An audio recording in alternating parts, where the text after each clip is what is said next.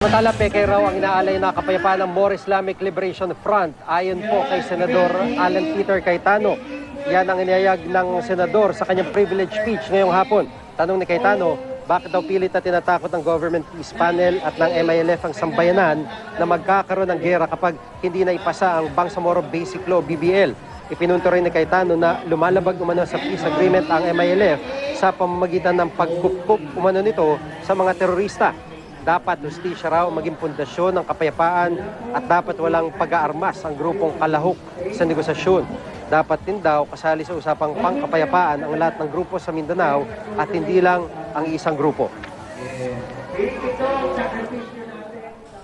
One flag, one nation, one Philippines. Hindi natin pwedeng payagan mahati ang ating bansa.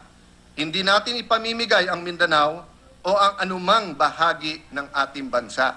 We must talk to all people, all peoples, all groups of Mindanao, and must address all their social, economic, and cultural issues. Hindi pwedeng yung Muslim Mindanao lang, hindi pwedeng Maranao lang, hindi pwedeng Maguindanao, hindi pwedeng Tausog, hindi pwedeng MILF lang. Pati ang Christian areas in Mindanao ay dapat kasama sa inclusive peace.